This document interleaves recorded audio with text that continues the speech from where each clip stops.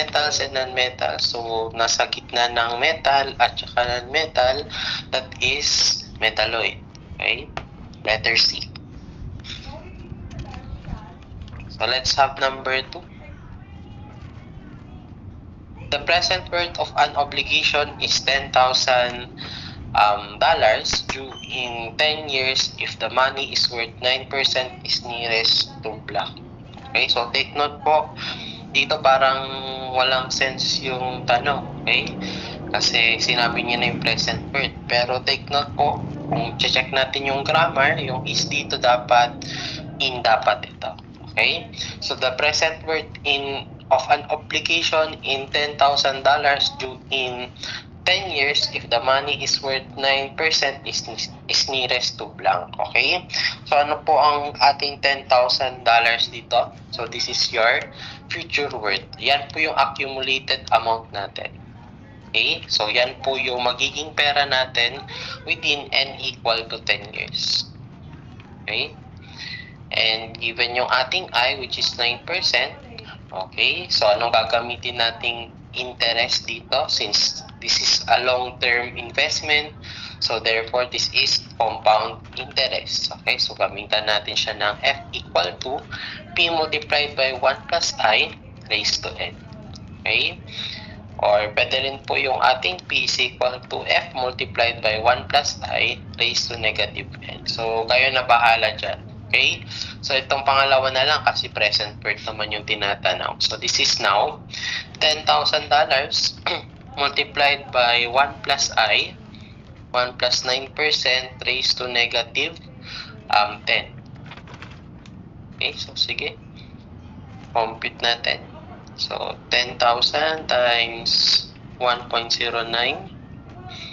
raised to negative 10. Okay, so this is 4,224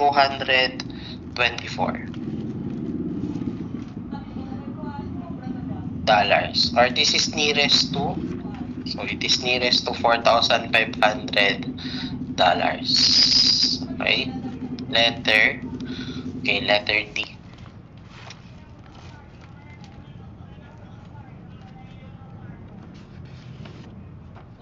Okay, let's have number 3.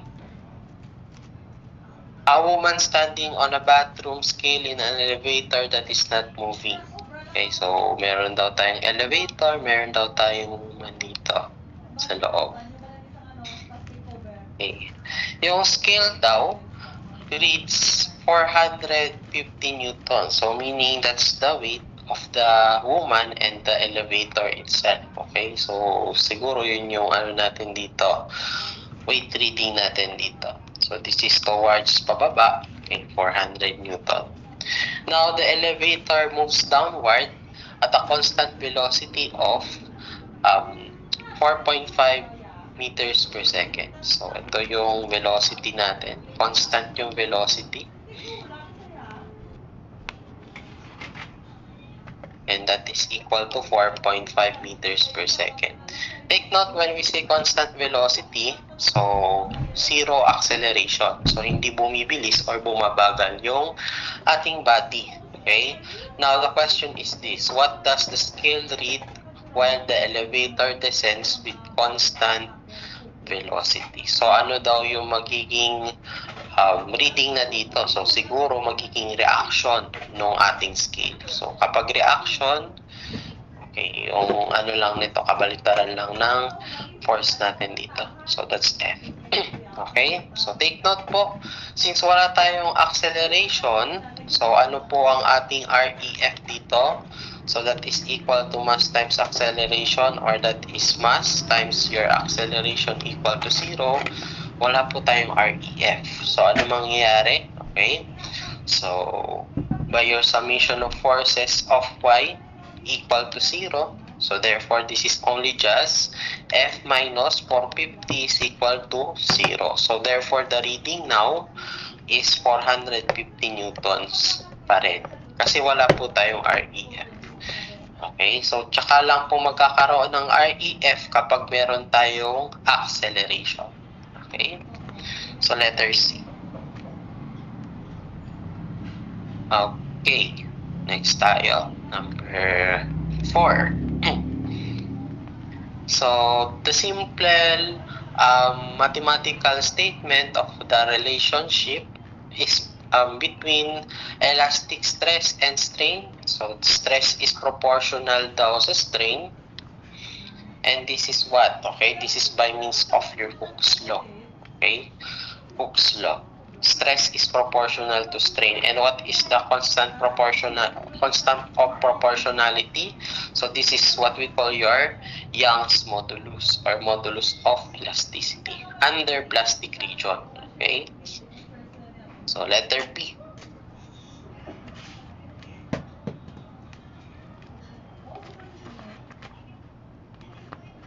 Next tayo, number 5. The pressure head of oil of specific gravity 0.75. So SG ng ating oil, so 0.75, that is corresponding to a pressure head. So head in water, that is equal to 6 meters, will be what? Okay, hahanapin daw natin yung head in oil.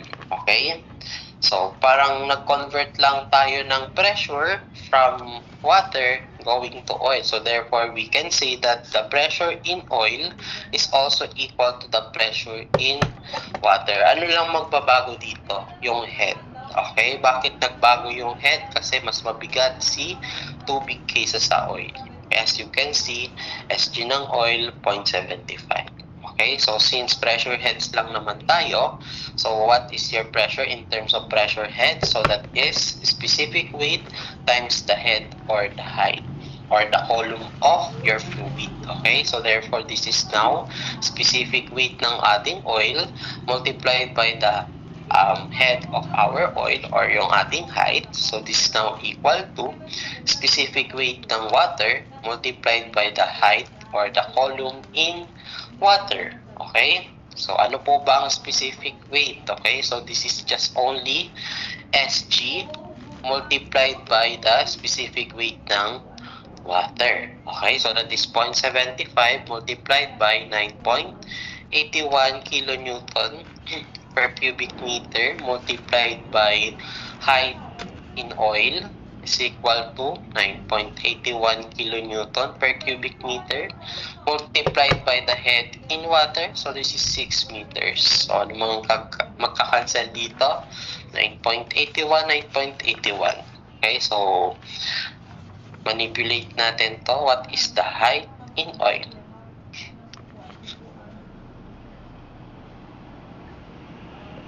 So mas mataas ito. Okay, so that is 8 meters. So mas mataas yung yung column natin kasi mas madaling itulak ang oil kaysa sa tubig. Okay? So yan. Next tayo, number 6. Which of the following is the process that cannot be found in Carnot engine cycle? So take note po for a Carnot engine cycle, so dapat alam po natin yung process that it undergoes. Okay, so that is stages from 1 to 4. Okay, so unahin natin yung 1 going to 2. So this is your isothermal expansion. Okay, so from your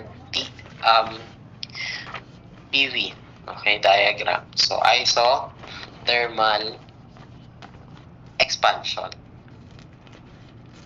So, ibig sabihin, kapag meron yan, so wrong na itong letter D. Okay? So, hindi dapat makikita sa Carnot engine. So, this is from 1 to 2. Next, stages from 2 to 3. Okay? So, this is adiabatic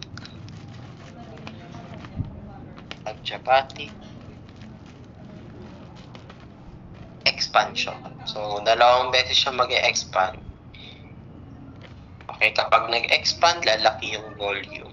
Okay, then eventually, ano mangyayari na sa kanya? Magko-compress na siya. Okay, so this is now your isothermal compression.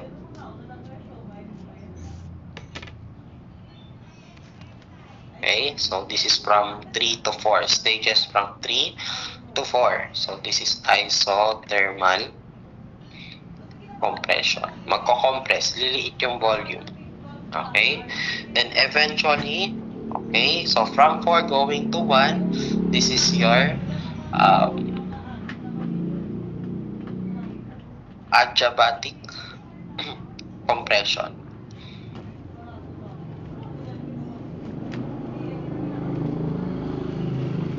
Okay, so dito pa lang, okay, mali na si letter C, mali na rin si letter B. Okay, so therefore, ano ang hindi natin makikita sa Carnot engine cycle? Isobaric expansion. So, wala siyang isobaric process. So, it's either isothermal or ano lang siya, adiabatic. Okay?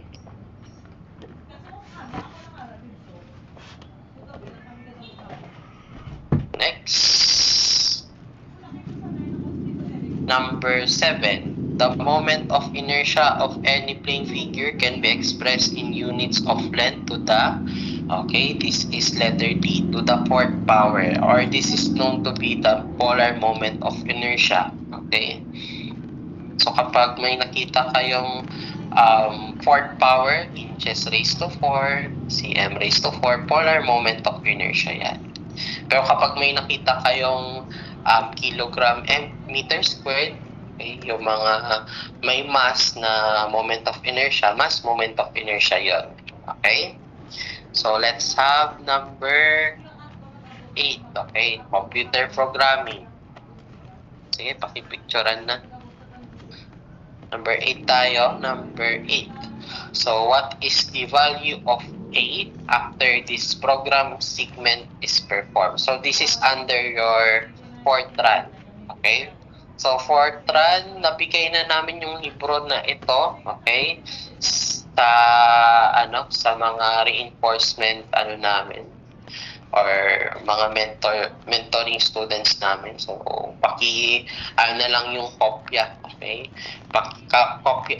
Paki-avail na lang yung kopya sa mga mentors ninyo. So, which is your book by Lindeberg, okay? So, this is under your computer science, okay?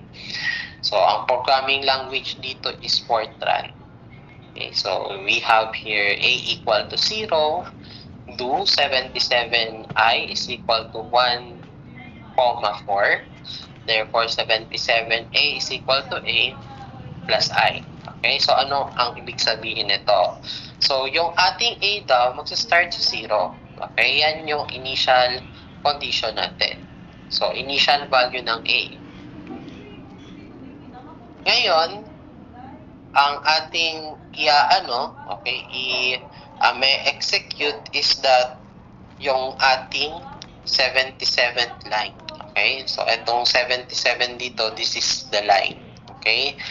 Na i-execute natin. So, I 1, 4. Ano ibig sabihin nito? So, this is I from 1 to 4. Okay? Ibig sabihin, kapag may comma, yung left portion dun sa may comma natin is yung lower limit, and yung ating right portion dun sa may comma is the upper limit. Okay? So, 77, A equal to A plus I. So, kapag may nakita na kayo ditong A equal to A na ito, big sabihin, iterative na. Okay? Iterative yung ating gagawing program. Ibig sabihin, uulit-ulitin niyang gawin ito hanggang ma-reach niya yung upper limit natin. Okay? So, sige. Unahin natin yung pinaka-start. Okay? So, A equal to 0. So, therefore, A now will be equal to 0 plus 1. So, therefore, A equal to 1. Okay? Ito na yung magiging new value mo ngayon. Okay? So, take note lang, no? Yung left side dito na A, this is your A sub N. Okay? A sub N. Yan yung magiging new value natin. Then, yung ating A sub yung A dito sa left side, so this is your A sub n minus 1. Okay, meaning yan yung initial value mo or yung from the previous value. Okay, yung previous value natin dito, 0. Okay, so 0 plus yung ating I na 1, therefore yung new value natin, 1. Okay, so next na tayo. Okay, A is equal to, or yung A sub n natin, ano yung previous value ng ating A? 1, then plus 2. Okay? Bakit 2, sir? Take note, magra-run yung program mo from 1 going to 4. Okay, 1 going to 4. Okay, so this is now equal to 3. Ayan. Then next, A sub n now is equal to, okay, yung previous value natin, 3 plus 3. Okay? So therefore, this is now equal to 6. Okay? Then, lastly, A sub n natin is equal to yung previous value natin, 6, plus yung last na value ng ating I, which is 4. Dito na tayo mag-stop. Okay? So, stopping limit natin to 4. Okay? So, this is now 10. Okay? So saan siya nag-stop? So, ang i-display na value ng ating program is yung pinaka-last. Okay? 10. So, ulitin lang yung process hanggang marating niya yung pinaka-last na value ng I. Okay? Nag-start siya sa 1, mag-e-end siya sa 4. Okay? So, i-execute niya lang paulit-ulit yung program hanggang marating niya yung 4. Okay? Magamit niya yung 4.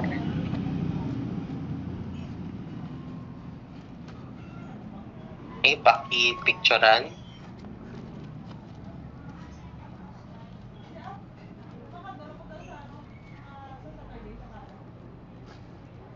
So, itong iterative process na to, yung mga Gauss-Seidel, Newton-Raphson, ayan.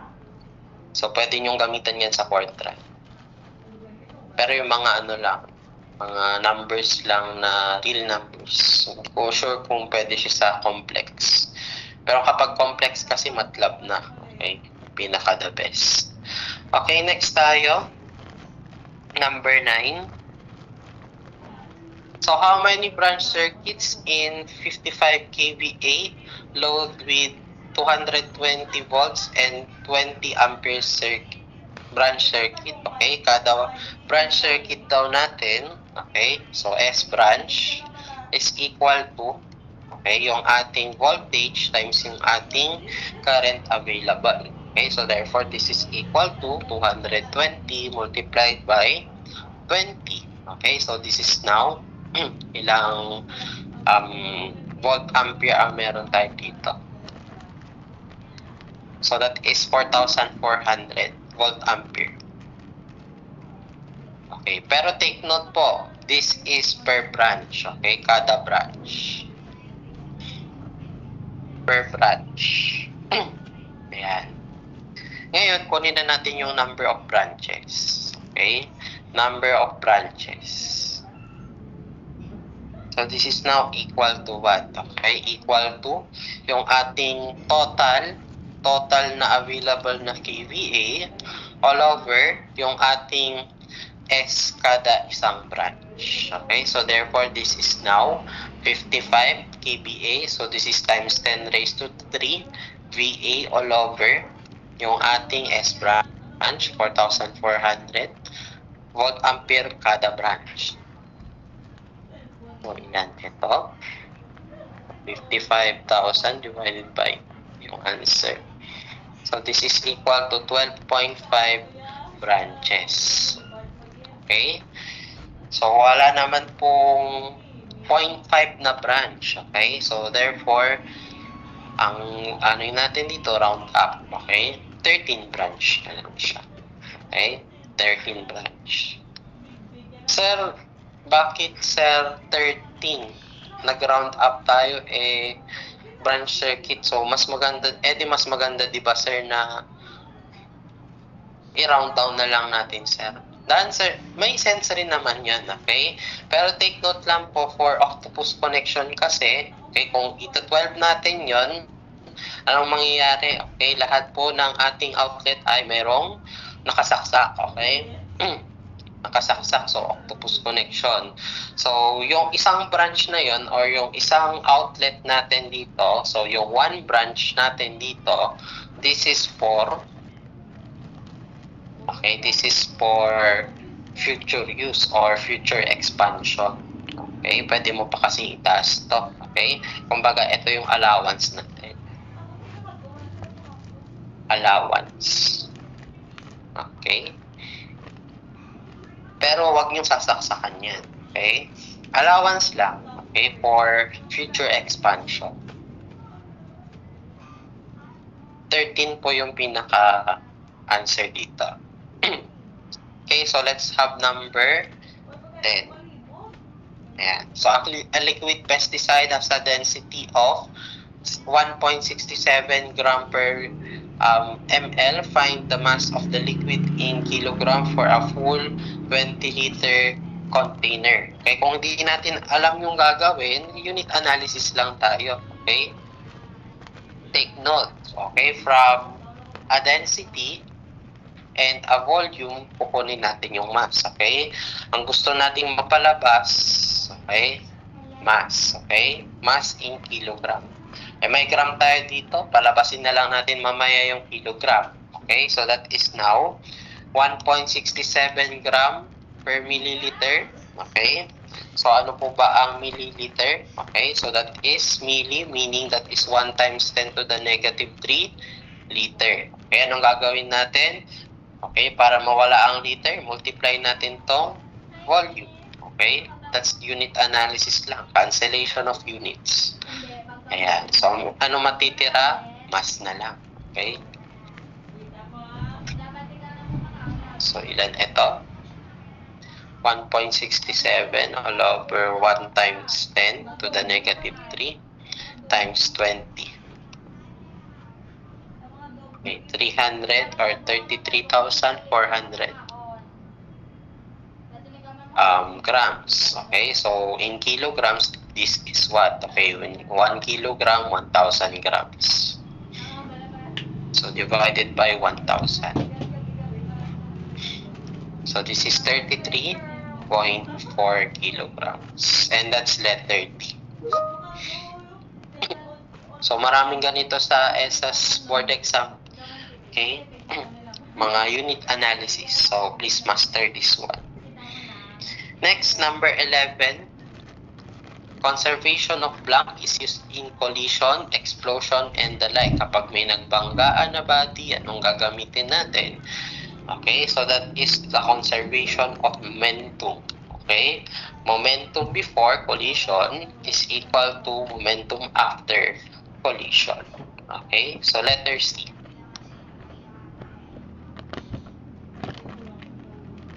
Okay, next, etymology of thermodynamics. So the term thermodynamics comes from Greek word therme and dynamics, which means, okay, that is heat and power. Letter B, heat and power. Okay, next, number 13. Ayan. So ito, sinosolve pa kasi to, okay, ng iba. Pero sa akin kasi hindi ko na sinosolve to, okay? Ano na lang, gamitan na lang natin ng laws, okay? So, an inventor claims to extract 100 kilojoules of energy from 30 degrees Celsius seawater and generates 7 kilojoules while rejecting 93 kilojoules to 10 degrees Celsius stratum. The scheme fails because of what? Okay, take note po, meron daw tayong machine, okay, na kaya daw mag-extract ng 100 kilojoules of energy from the seawater. Okay? So, ngayon, papasok dito yung energy natin, ano ang iproproduce niya? Okay, magge-generate daw siya ng 7 kilojoules na heat and i-reject niya yung 93 kilojoules na energy and papunta sa surrounding. Okay? So kung titingnan natin, tama naman to by the first law of thermodynamics, okay, which is the law of conservation of energy, okay? So, hindi niya bina-violate yung first law, okay? So, that is 100 is equal to 7 plus 93, okay? So, 100 pa rin naman, okay? Mas matter and energy is conserved, okay? Pero take note po, under second law of thermodynamics, since this is a machine, there is no perfect machine. Okay? Wala pong makapag-generate ng 100% efficient na energy. Okay? So, ano po kasi ang ginagawa natin kapag pinapasok natin yung ating input sa ating processor? Okay? So, meron tayong input, for example, na dito, okay, energy na A. Okay? Papasok niya dito sa process natin. Okay, anong gagawin niya? Ipaprocess niya. So, therefore, out of this, meron po ditong mawawalang energy. Okay? Sa pagpaprocess pala. Okay? So, this is A minus B. Okay? Sa pagpaprocess pa lang yan. So, ano po ang magiging product nito? Okay? Yung product niya will be what? Okay? So, meron po siyang makukuha pa, okay, na dito. So, yung A minus B natin, minus natin yung na-extract pa. Okay? Yung extracted, pupunta na yan sa ating stratum. Okay? So, ito na yung magiging output natin. Okay, anong kulang dito? Okay? So, yung pagpaprocess, okay, nasan na yung energy na punta dun sa process, okay? So, kailangan take into account natin. Okay, i-consider natin. Okay? So, therefore, this is letter D. It violates the second law of thermodynamics. Okay? For every process, there is a corresponding loss of energy. Okay? Hindi lang siya basta-basta 93. Okay? So, pwede siya maka-extract ng 7 kilojoules na energy, pero hindi natin masasabi na 93 yung ating extracted energy dito or yung pupunta sa stratum. It should be less than 93. Okay? Kilojoules. Less than 93.